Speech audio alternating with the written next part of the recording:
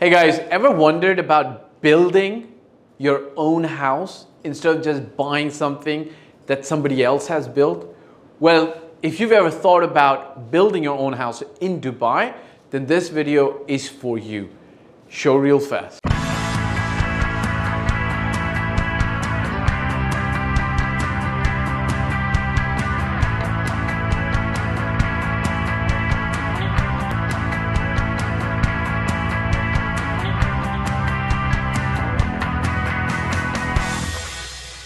All right guys, welcome back. Look, something that's very common in a lot of top tier cities around the world, for example, London, Pakistan, it's top tier cities in Pakistan, top tier cities in India, top tier cities in the US, top tier cities in Canada, is that you can actually buy land and then build your own dream house. Or you can buy a house, a land where a house is already built and then tear it down and then rebuild it, right? That's not that common in Dubai, but I predict that as we go into a more customized market, a maturing market, it's going to become more and more common where people who are, you could say, ultra rich or prefer ultra luxury, they have very customized, personalized taste, are going to be opting in for buying their own piece of land and then building their own house. And I'll tell you why I feel we're going towards that direction after I explain to you where we were as Dubai's property market's been maturing and why we don't have that a lot more. Okay, so you know that Dubai opened up freehold ownership, which means you can own land or apartment or a villa or a townhouse in perpetuity in your name when in a freehold area. Now, what Dubai essentially did was they made specific areas. These areas now go up to 40 areas or 50 areas. There's a lot of areas which are freehold. All of Dubai was not freehold, but these specific areas were freehold. And the last time, fortunately or unfortunately, when these build your own house plots of land or parcels of land were made available, it was very good for business. A lot of people bought them, sold them, made money on them, but it wasn't really great for the master developer. So now let me try to explain how these plots generally get sold and what you're expected to do. And for this, I'm going to explain to you the last time one of the most famous plot/villa communities where land was sold for you to be able to build your own house. How did that go? This particular community was called, and is still called, The Villa. Okay, it's by one of the preeminent quasi-government developers in Dubai, and they sold land back in 2006, if I'm not mistaken, to anybody who was wanting to build their own house. And I believe that the stipulations on that land was you had 3 years to pay for the land and then 3 years to build on the land. So you in total had 6 years, which generally speaking for any common Joe would be like, that's a lot of time for me to build a house, right?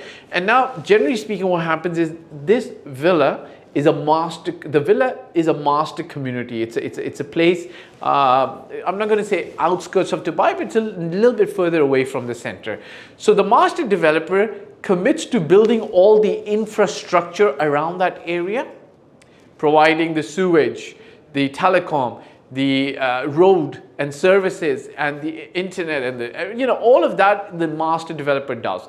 The plots are bifurcated, and essentially speaking what happens is you as the individual owner end up building those plots. Now in 2008, the global financial crisis hit, and the developers obviously struggled because people struggled in paying them. So while the developers were struggling to build the infrastructure around these master communities, the plot owners were also defaulting. In some cases, they end up finding new buyers and sold those plots at a loss. In some cases, they ended up not building and just defaulting on the land. Fine. What did that end up resulting? That ended up resulting in a very large community. For example, if it has 1,000 parcels of land, 400 or 500 got built and the rest were not built immediately or as per schedule. Now that puts a lot of pressure on both the master developer because you can't just build one road and not put electricity in the area where there's only one house built, but put electricity only in the area where there's 10 houses. You just can't do that, right? You've got to kind of like provide electricity, street lighting, sewage collection, all of that across the community. And that puts a lot of pressure on the developers' resources. But lo and behold, they kind of managed to push through. The market kind of picked up by 2013-14. But in general, the big developers kind of got burned, right? They were like, let's not sell these plots of land. For two reasons. Number one, you sell land cheaper. You can actually build a house on it and then sell it. And a developer, generally speaking, has more experience on building a house than a common man, right? The common man has to learn the process from scratch, has to hire an independent contractor, an independent consultant, and so on and so forth. So after this kind of like a fiasco, most developers opted not to sell land for a while, right? But then we had Dubai Hills Estate, kind of like a litmus test of would land sell really well in Dubai. Again, is there an appetite? And Emaar slowly and very gradually started testing the appetite for plots of land in their community where people wanted to build according to their taste, right? And sometimes a developer will do that. Now, a developer might be looking to build, maybe about 200 houses that look the same and can easily be sold to a buyer from a certain category. But there are people who are looking to build mansions or have bigger homes, have more expensive taste, want better appliances. But Emaar might not build 200 of those houses because it just becomes very difficult to sell all of them, and it becomes very strenuous on Emaar's financial resources. Every developer, just like every other business person, has every right to allocate their capital to where they can make the quickest profit, perhaps, provide the best value, and the highest profit, right? So what Emaar did is Emaar then launched these plots facing the golf courses, some are back end, so on and so forth. And I think even while people bought them, the plots were not on fire back in 2014, 15, 16, right? They were okay, so. Except as the community started developing, people started seeing real value, and we started attracting a lot more people into Dubai who are in the high net worth category, who said, you know what you've built is great for the average Joe, but for me, I'd like something more luxurious, up to my taste, designed in my way. Perhaps my home office needs to be big, needs to fit in like maybe 25 screens, so on and so forth. And that's what these people ended up started up doing.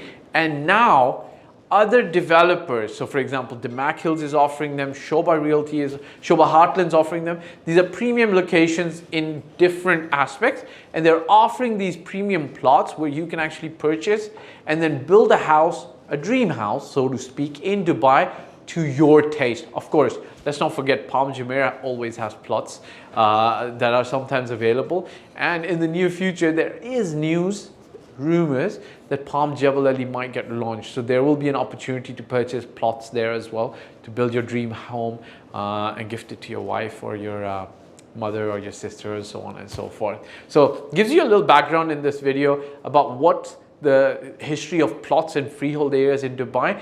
And now this time around, I think everybody, the developer and the end buyer, knows more about what they're doing. And I think we're going to see plots becoming more and more valuable in Dubai, or a parcel of land, generally speaking, becomes more valuable, because at the end of the day, the person who has a unique taste is going to be able to build a house that's uniquely theirs.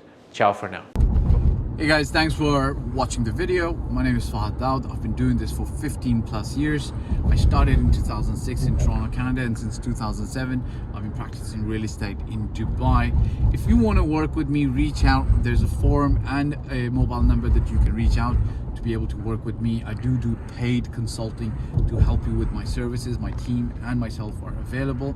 If you like the video, please hit the like button, subscribe to the channel, share it with your friends so that they may be able to benefit from the advice given here. My goal is to invest in your life and your future.